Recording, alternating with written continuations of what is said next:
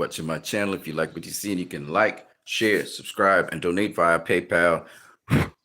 Excuse me. The link will be in the chat section. All right. Today is Canelo versus Crawford. So I am going to spend some time talking about Canelo versus Crawford. And again, when I talk about Canelo versus Crawford, I'm going to separate Crawford from Charlo. And I'm busy making what's called sea moss here. I'm going to make a sea moss drink. So I'm going to try and show you guys how I make my sea moss drinks while I'm telling you about this. Okay, so during the course of the day, whenever I get a chance, I am going to be streaming with you guys on Canelo versus Crawford different points. But first point I want to make concerning Canelo versus Crawford, I've also got something called Morby here, and I got something called Sorrel here that I'm making. So I'm gonna let you guys in on that because this stream is brought to you by L.I.V.E drinks. You can see my bottles there lined up where I do my drinks. I have some drinks in this refrigerator here. I also have some drinks down below in here.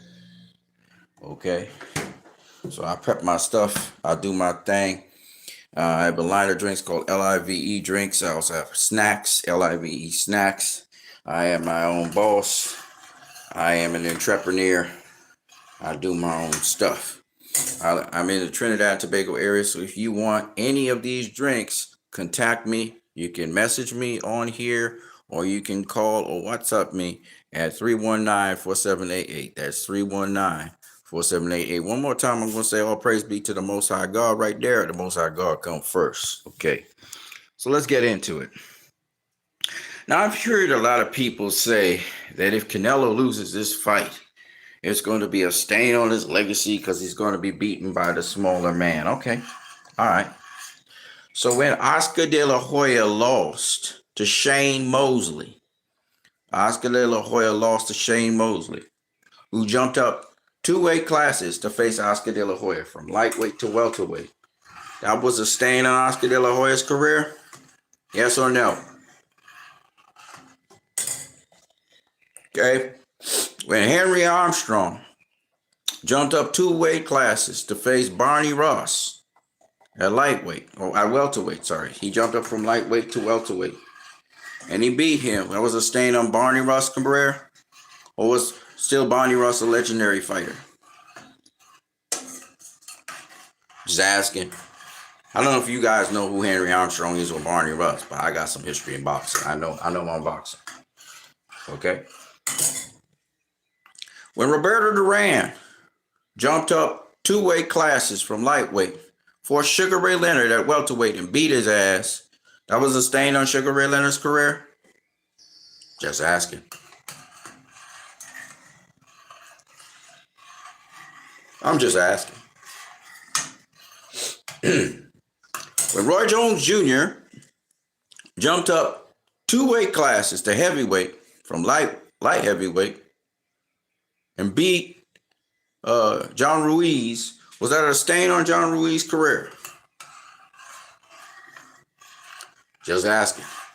When Evander Holyfield jumped up from cruiserweight and fought and beat Riddick Bowe and started fighting all the bigger guys, all guys bigger than him, was that a stain on Riddick Bowe's career? I'm just asking. When Floyd Mayweather jumped up from welterweight to super lightweight and beat Oscar De La Hoya, was that a stain on Oscar De La Hoya's career? Just asking. When Michael Moore jumped up 2 weight classes from light heavyweight to heavyweight and beat Evander Holyfield, was that a stain on Evander Holyfield's career? Just asking. So when anybody says some stupid shit like, oh, it's going to be a stain on Canelo's career if Terrence Bud Crawford, the #1 pound-for-pound boxer in the world, beats him, it ain't going to be no damn stain on Canelo's career. Okay? Canelo's a pound for pound boxer, and Bud's a pound for pound boxer. And guess what? Terrence Bud Crawford is ranked ahead of Canelo Alvarez. That's why it's called pound for pound. It's one thing if Canelo loses to an ordinary fighter, to somebody who's not going to be a sure ballot Hall of Famer, to someone who's never been a two-time undisputed world champion, to someone who destroyed a pound for pound fighter. When you talk about Terrence Bud Crawford, you're not talking about Jermell Charlo. Jermell Charlo never done none of those things. Jermell Charlo's never been number one pound for pound fighter in the world. You're dealing with a different caliber of fighter. You're dealing with another class of fighter. Canelo showed us when he beat Jermell Charlo that he a pound for pound fighter. Because I thought Jermell Charlo would beat Canelo. And he beat Jermell Charlo. Now, you got to understand something. Jermell Charlo had never went up in weight and fought anyone. Canelo has gone up in weight 4 times and beaten people in each different division he's gone up in. Canelo is a pound for pound fighter. Okay? Jermell Charlo ain't no pound for pound fighter.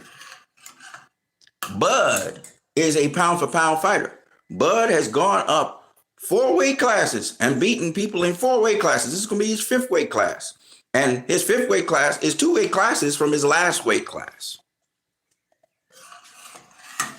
Bud is a pound for pound fighter. In fact, he's the best pound for pound fighter in the world. Even though they got Naoya Inoue in front of him right now, he's going to take that spot when he beat Canelo. So there's no shame. When you're a legendary fighter like that, there's no shame in losing to another legendary fighter. You got to be out of your goddamn mind. And telling me that Bud is smaller than Canelo, supposedly, because he's coming up from a lower weight class, doesn't mean that that's a shame on Canelo. Canelo was beaten by guys smaller than him already. He was beaten by Floyd Mayweather. Why do you guys forget that? Okay? Canelo has fought guys smaller than him coming up in weight. So why? Triple G fought Canelo and lost to him. Is there any shame in Triple G's legacy in losing to Canelo twice? They fought a draw. Canelo's a smaller guy. I mean, you guys need to think. And media in boxing need to think before asking dumb questions. Because those questions are dumb if you reflect on it. If you know anything about boxing, you know those are stupid questions. Did Jose Luis Castillo have shame in losing to Floyd Mayweather? No. Castillo was the bigger guy. Castillo was knocked out by Diego Corrales, a guy coming up from super featherweight. Was there shame in that? Hell no. Sugar Ray Leonard versus Marvin Hagler. Was there shame in the legendary Marvin Hagler? Did his legacy get tainted, or was it flawed because he fought Sugar Ray Leonard? Fuck no. No. The answer is no. He became more of a legend. When 2 legends clash, that's what we want to see. How can there be shame in 2 legends clashing, even if one knocks out the other? Hagler knocked out Hearns. Sugar Ray Leonard knocked out Hearns. Hearns knocked out Duran. It shocked everybody, shocked the whole world.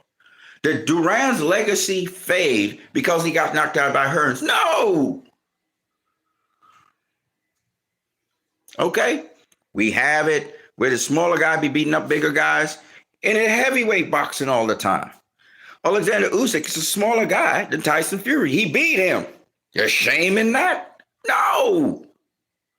Mike Tyson in the 90s was beating everybody's ass. Is there shame in facing Mike? There's a privilege in facing Mike Tyson. Your reputation gets higher because you faced Mike Tyson. You are associated forever with Mike Tyson. However you beat him, or however the fight went. I think of Razor Ruddock versus Mike Tyson, that legendary 2 fights we had. Is there shame in Razor Ruddock's Fight Mike Tyson and losing to him? No. Gave Mike Tyson 2 tough fights. You guys need to understand, and it's so ironic and stupid how the very same people who say that taking a loss shouldn't be the end of your career in this era, and how taking a loss is part of the game, they turn around and say, oh, if Canelo takes a loss here, it really have no upside. I'm telling you the upside. I'm going to tell you the upside. He'd have faced a living legend. He'd have gone, how many rounds ever he go against that living legend? Okay? And he got enough defense not to get knocked out. And he performed well. Because, you know, a lot of things people don't understand. When you're fighting a smaller guy, Manny Pacquiao was a problem for everybody, including Floyd Mayweather. Okay? Manny Pacquiao was a problem. Smash the like button if you like what I'm talking about here. Because I like to talk things of substance. I like to talk deeper than these dumbass people out here be talking. Because they talk like they don't know the sport. There is no shame. There is no condemnation for taking on the pound for pound #1 fighter in the world. Canelo Alvarez doing that. Himself being a pound for pound fighter. You'd fight 2 pound for pound fighters. One been 2-time undisputed in 2 different weight classes, and the other 2-time undisputed in the same weight class. And you telling me one of these guys, if they lose, it's going to be a shame, maybe in their minds for a minute. But when you reflect back on the history of this thing, whoever loses this is now made history, has made history. You know what I'm saying? The greatest says Canelo will KO Crawford. The greatest says, who you got? The greatest says, is this pre-recorded? Let me tell you something, brother. I know boxing. And I've been saying this for the longest while. Barring some sort of unusual incident that could happen, okay? Crawford's going to beat Canelo, my friend. You want to know why? I'm going to say it. I'm going to tell you why. Canelo never worked on his foot cardio. Canelo has a fundamental flaw that you can exploit if you have good footwork. We saw it against Skull. It was on display with Skull. And this fundamental flaw he has is like the fundamental flaw that James Toney has. Canelo's like a Mexican James Toney. The problem with Canelo is he's explosive, he's quick, he's all those things, but he can't maintain it. His conditioning is such that he cannot have active feet throughout a fight. Quick, active feet. Canelo's explosive, but he depends on his upper body movement for his defense, and less on what we call distance control, which is you have to use active feet to do that. Let me explain what I'm talking about. So, to explain it, it's very simple. Unfortunately, you can't see my feet. People with skilled active feet, the feet are always moving. The feet are always moving, okay? And I can change distance. I can pivot off this way, or I can pivot off this way, okay? See? My feet are active. Canelo's not that dude. He don't do that with his feet. All right? I'm going to give you an example of what I'm talking about. So, one of the things, and Canelo is a guy like this. He's quick. He's kind of twitchy too. But the problem with Canelo is he don't do this.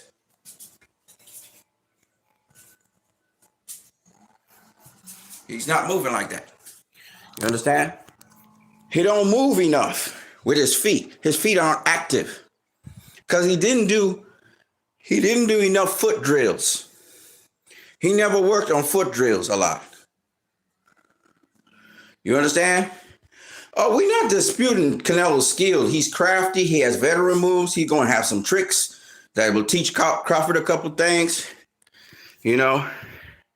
but he don't know how to cut off the ring against guys who have really great footwork. He really don't. And that's why Dimitri Bivol beat him. That's why Caleb Plant gave him trouble. That's why, well, with Floyd utilized the pivot. So he could get in position faster than Canelo, and he also set traps to walk Canelo into those traps. Floyd got both upper body movement and he got lower body movement, right? Floyd was right there in the pocket with Canelo most of the time, slipping punches and stuff and pivoting out the way, and then just as Canelo turned into him, he get blasted, you know? Now Floyd was right there in the pocket with him. So again, Terrence Crawford turned Canelo, turn him, just keep turning him. Control him with the lead hand, whichever lead hand he decides. The problem with Terrence is, okay, those of you who studied Floyd Mayweather, you'll understand these two things I got to say. Floyd Mayweather, defense is made up, defensive fighters have different aspects to their game. Canelo ain't really a deep inside fighter. A lot of people say he's an inside fighter. He's not. He's a mid-range fighter. He's like Triple G. He's a mid-range fighter. He needs some distance to get his shots off. He has to make room to get his shots off, okay? Errol Spence was an inside fighter, and he used his jab to get into the inside. The thing with Terrence Crawford is you could be textbook correct, okay? And Floyd too. You could be textbook correct how you utilize your jab, how you throw your combinations, blah, blah, blah, blah, blah. So you could be textbook correct with these guys, and these guys will mesmerize you into fighting their game. All right? Canelo's good at bait and counter, but he's not great at bait and counter like Terrence Crawford is. Terrence Crawford will bait you in. Now, let me tell you a couple things about this fight and why some people think Crawford might even knock out Canelo. And again, this has nothing to do with just whether he's more powerful a boxer than Canelo is, etc. Canelo Alvarez paces himself and shoots one shot at a time, or sometimes even combinations, because Canelo Alvarez has stamina problems. And that all stems from his foot cardio. I'm going to say that again because a lot of y'all don't understand. Tank had problems like that as well. Foot cardio. You got to be working those goddamn feet. When your feet are active, all right? I'm giving y'all a game because y'all don't understand boxing. When your feet are active, it works. The part of the body that works the body the most, gets blood flow and everything, is your feet. And Canelo, he's strong. He's built like a rock. His problem is his feet. His feet slow. He has slow feet. He has explosive power. He can move very quick. He can cover ground very quickly, but he can only do it in spurts. He can only do it in certain moments. Crawford ain't going to let Canelo rest in this fight. He's not going to let him rest. And I'm going to tell you this. If Canelo starts to fade, if he starts to get tired, Floyd Mayweather was like this, and Terrence Crawford is exactly like this. You start to fucking fade on Crawford, he is going to eat you alive. And Canelo fades. Do you understand what I'm saying? I'm talking boxing here. I don't really care about races of people. If you represent Mexico, I don't care. I can't care less. I'm telling you boxing so you will understand what's going to happen. It's going to be a beatdown. All right? And it's going to start off innocently in the beginning, but it's going to get to a broil in those later rounds. Canelo Alvarez, to beat Terrence Crawford, needs to go to his body. But if you try to go to a fighter's body, your head is going to be exposed. So you have to be smart with it. Everything that Canelo might do in there that he tries to do that's tricky in boxing and smart, if he try to box with Crawford, Crawford going to beat him. Right? If he try to bang with Crawford, Crawford might stop him. Okay? Because Crawford's a guy, he's collecting data on your ass while he's boxing you, and he's watching at all the habits you have and how your body moves in space. And he's collecting that data. See, Crawford has many different ways he can approach this fight to beat Canelo. Canelo, it's up to him how he wants to do this, but his feet are slow. So he has to now use his timing. He has to use his jab to the pit. He has to feint Crawford one way, come to the body the other way. He has to try and slide in and make that happen. I know he's quick and explosive, so I know he'll use his speed and explosiveness to close the distance. He's also going to try to inch in on Crawford. He's going to try to wear Crawford down with pressure. That is to say, he ain't throwing no punch, but he's coming at you. He's coming at you. He has to hit Crawford with something to make Crawford respect him from the get-go, like he did with Charlo, where he feinted him, and then he came across with a hook on Charlo, and then Charlo realized, oh, shit, I don't want to mess with this. But if Crawford, when he throws his punch, Crawford blocks it or Crawford rolls it and says, I ain't phased about this shit, well, it's going to be a long night for Canelo. The greater says Crawford's going to be the first black man at the highest level to bang with Canelo. People complain about black fighters running. This is why I like Crawford. He's highly skilled, but he don't run. He bang. Yep. But he don't bang stupidly. Like he bangs very intelligently. He's not just coming straight at you. He's using angles. He's using boxing IQ. You see? So yeah, yo tube, my tube, subscribe for the breakdown. Yeah. So anyway, I'm telling you guys these things because, like I said before, Terrence Crawford is a different kind of fighter. And he's not L.I.V.E. Charlo in any way, shape, or form. And there is no shame in losing to Crawford. But nobody in this era beats Crawford. I'm just going to tell you that right now. He's like Floyd Mayweather, not in terms of style, but in terms of attitude, application to the sport, preparation, etc. He's like Floyd in that respect, except he has the added dimension that he's ambidextrous. He can fight in either stance. He can switch it up on you just like that and catch you with a shot that you never saw. And that's how Crawford will hurt you.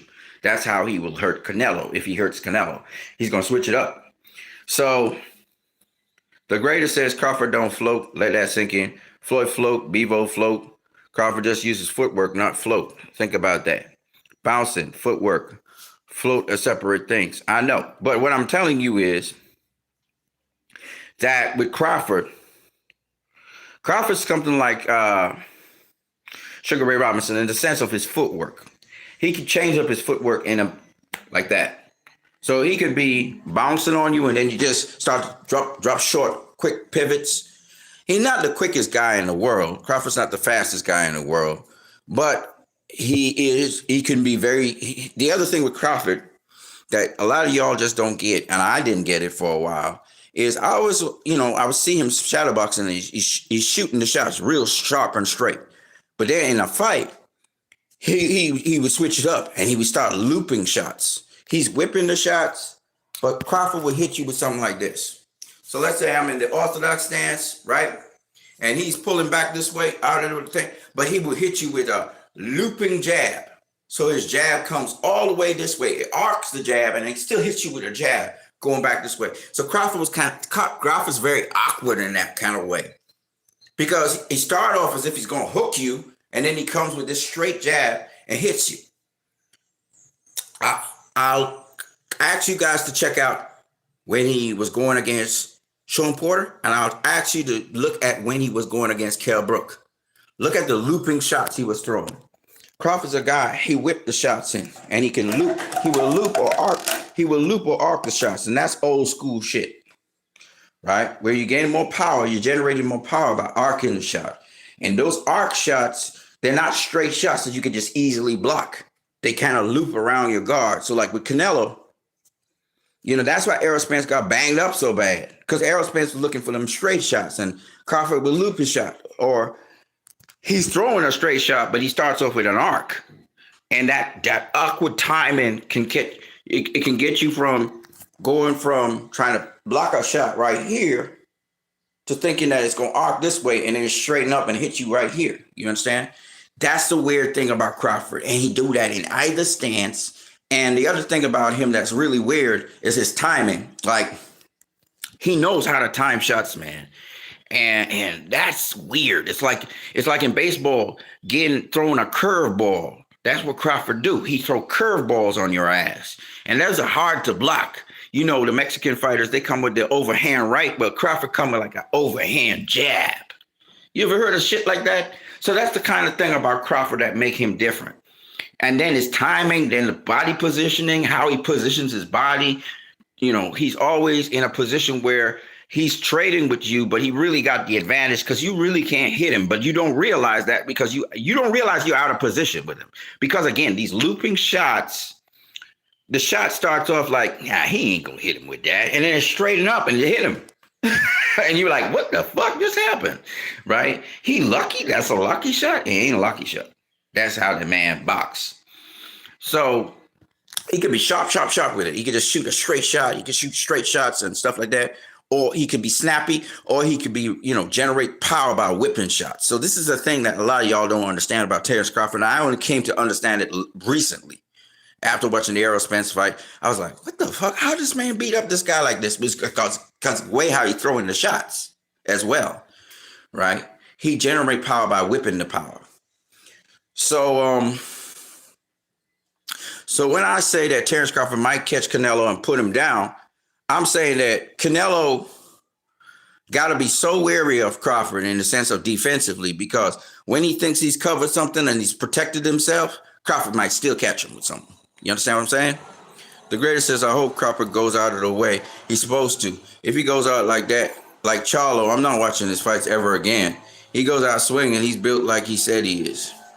Well, first of all, I don't know if Canelo can stop Crawford. I'm sure he can. He has the power to stop him and stuff. But it's whether he can get hit, whether he will hit Crawford like that, or if Crawford will allow him to hit him like that. If you look at Errol Spence versus Terrence Crawford, Errol Spence really didn't get nothing in on Crawford. Crawford was blocking a lot of the shots.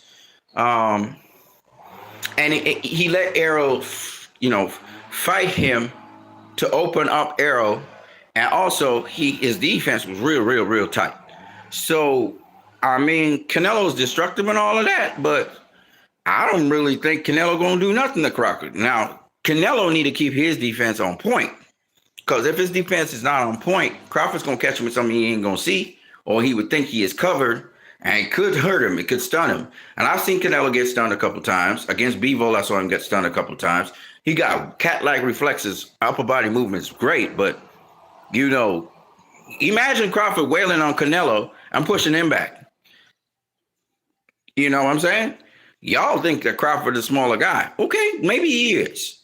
But again, I've seen Floyd push back much bigger guys than him in sparring, and it's because of the quickness. Manny Pacquiao was the same kind of thing. Manny Pacquiao didn't have that big thump. He had a thump. He didn't have a big thump.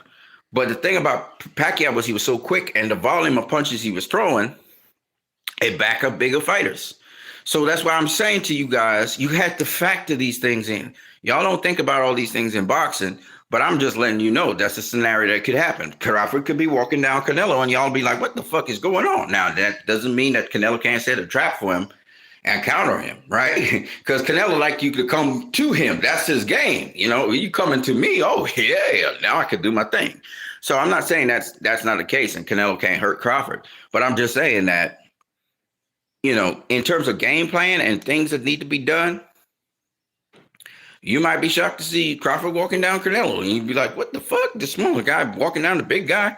And that's no shame on Canelo again. There's just so many different ways this could go. And we just have to see the fight to know exactly how it would go. But my point being, and this is my major point here, my point being that in boxing, I have to cool this down. So this is CMOS here. You're watching it here. I don't know if y'all can see it. This is CMOS. CMOS is something like seaweed. And you can boil it, you can blend it, whatever, and you make drinks out of it. And it's very good for like anti-cancer properties and all that kind of stuff because it comes from the sea. LaGreta says, Crawford is not a smaller guy. I reckon Canelo will KO him within 6 rounds. That ain't happening, bro. That ain't happening. Crawford's a defensive fighter. That is not happening. He couldn't do it with William Skull. He's going to do it with Crawford. How's he going to do it with Crawford? Why would Crawford let somebody KO him? He's never been KO'd his whole entire career, far less knocked down. He's going to let somebody, come on, man. That's like saying Crawford will KO Canelo. Even though that's more possible and likely because Crawford has awkward angles, I doubt that'll happen. I doubt that'll happen. This fight is going to the scorecards, but unanimous decision, Terrence Crawford. But we will see. I don't know how the fight exactly will go, but I wanted to talk about the fact that there's no shame in facing pound for pound the number one fighter in the world and getting beaten by them. That's why they call pound for pound number one fighter in the world. The greatest says Crawford has been dropped. Unofficially, he's been dropped by Mean Machine. Yeah, unofficially. And what happened after that? He knocked out Mean Machine. He beat him up, right? So unofficially, Floyd Mayweather's been dropped. Unofficially, Canelo's been dropped. Unofficially, you know. So Errol Spencer's never been dropped in his career. And what happened? He never lost in his career. And what happened when Crawford faced him? Okay, then. So we can't use that. That's the reputation of the fighter. But that fighter never faced a fighter like Terrence Crawford. Terrence Crawford's faced a fighter something like Canelo and Errol Spence, something like him. I'm not saying it's Canelo. Canelo's way smarter and way more tactical and so on. All right.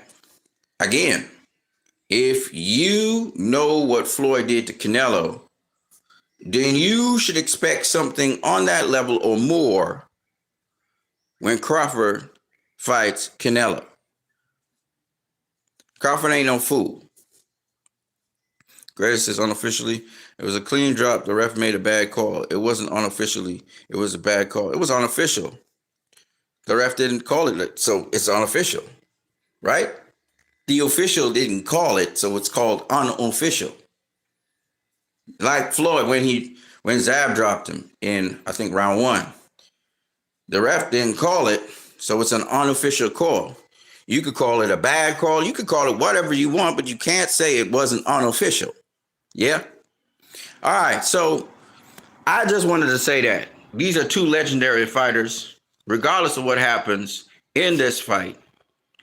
My two says judges need to get it right. Well, boy, you know the cards are stacked against Crawford. He has to clearly beat Canelo. He knows that, and that's what we're going to look forward to seeing. This can't be a close fight. Canelo going to get it. So that's clearly the case. Canelo is the cash cow of boxing, and for Canelo, if Canelo beats Crawford, you got to give him his props, regardless of what the judges say. If Crawford beats Canelo, you definitely have to give Crawford his props. And, Crawford is going for legacy. He's going to be 3-time undisputed in 3 different weight classes. And the third weight class is going to be way above the other weight classes. So it's really important for Crawford to do that. Now, the stakes, of course, there's stakes for both of them. There's stakes, okay? There's stakes. They came in there to win. That's what it's about. The name of the game is to win. All right? So, of course, there's stakes involved. That's why they're competing. That's why they train so hard. But at the end of the day, us fans, we need to respect both of them no matter what happens. Whether Canelo knocks out Crawford, whether Crawford outpoints Canelo or knocks him down, or Canelo knocks down Crawford, whatever happens in this fight, you need to respect both fighters. And that's the end of the day. Because their careers say it all, right? Canelo's beaten 1 world champions, been at the highest level more, on the highest stage, should I say. Highest stage. Highest level too, because he fought. I mean, when you start off your career fighting guys like Floyd Mayweather and Shane Mosley, Erislandy Lara, and GGG, and Miguel Cotto, I mean, you've been at the highest level for a good minute, right? So the kind of experience that Canelo has at the highest level, he's got a lot of experience. Now, everybody always said that Terrence Crawford was ranked ahead of Canelo. So what Terrence Crawford wanted to show y'all is I'm actually levels above Canelo. I'm that guy. I am pound for pound number 1. This is an argument for pound number 1. Whoever beats who becomes pound for pound number one. It had nothing to do with size. Y'all gotta trip it because these are pound for pound fighters. Size ain't in part of the equation, right? Because once we in the same weight class, if I'm pound for pound higher than you, I'm supposed to beat your ass, right? That makes sense? The greatest. Do you think David Benavidez will beat Jai Uptatia? Jai Uptatia is a cruiserweight. David Benavidez is a light heavyweight. No, if he goes and faces Jai Uptatia right at this point in time, Jai Uptatia will knock his ass out. Jai Uptatia is much bigger than David Benavidez. David Benavidez is not a pound for pound fighter. He's a very active fighter. He's a very skilled fighter. He's a very good fighter. But I don't even know if he can beat Dmitry Bivol at light heavyweight. Far less go up another weight class and face Jai Uptatia, who is the best cruiserweight in the cruiserweight division at this present point in time. A very dynamic fighter, a southpaw, all of that, and beat him. No. David Benavidez is big, but he ain't that big. You know what I'm saying? So no, I don't think so. I don't even know if he would get past Artur Beterbiev and Dmitry Bivol, far less, or even a guy like what's his name? The British dude, Lions Only guy. I don't even know if he could beat them. Them guys big, man. They big dudes. And you would say, well, size don't matter, but he's not a pound for pound fighter. David Benavidez is not a pound for pound fighter. He has never proven to himself to be a pound for pound fighter. What I mean by that is David Benavidez has gone into a new weight class, no doubt about that. He's getting better. But until he wins a championship in another weight class here where he's in, I can't just definitely say that he will beat all these guys. A lot of people are hyped about him, and they say he will beat Bivol, he will beat Beterbiev. Maybe. I don't know. We had to see. You got to match him up. But as of now, I don't have the confidence to say that. I can't say that. I know a lot of people who know David Benavidez, know how he trained, know how he fight. They would say that. But me, I can't say that yet. The greatest. I hear you. And David Benavidez, I mean, think about this. Canelo versus Bud is a much bigger fight than Canelo versus David Benavidez for the only sake that the legacy that's involved, right? Bud is a two-time undisputed champion at low weight classes, going up to this third weight class to face Canelo Alvarez, fifth weight class, sorry. And Canelo Alvarez is two-time undisputed champion. You know, it literally writes a legacy. You understand what I'm saying? So Canelo making a calculated decision to face Bud actually has a lot of upside to it. Whereas if he was to face David Benavidez and David Benavidez was to beat him, who's David Benavidez? You get what I'm saying?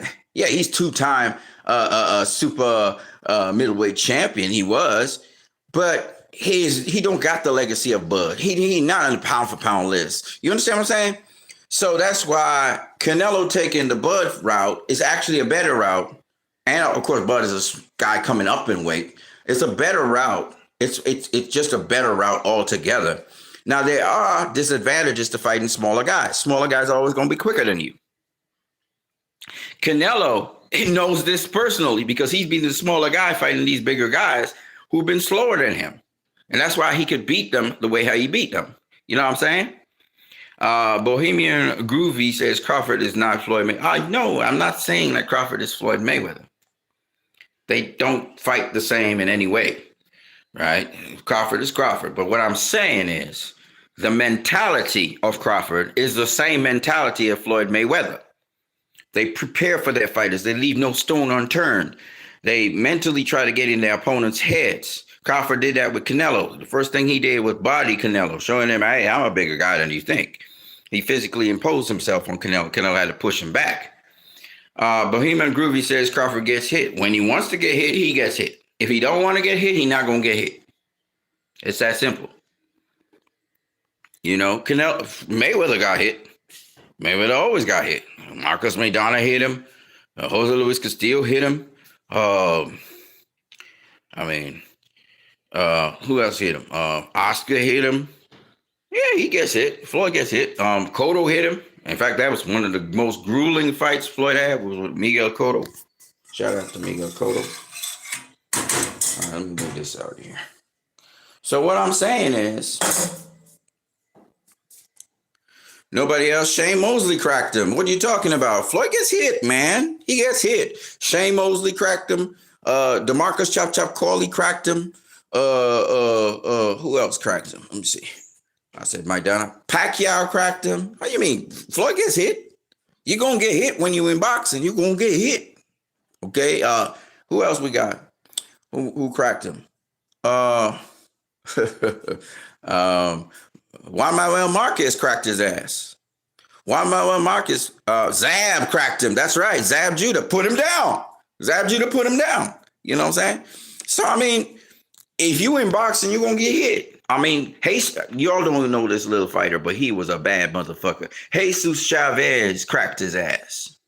Jesus Chavez. Go look up Jesus Chavez versus Floyd Mayweather Jr. There were two Jesus Chavez that faced Floyd. One was a southpaw. The one that was orthodox when Floyd was a champion that faced him,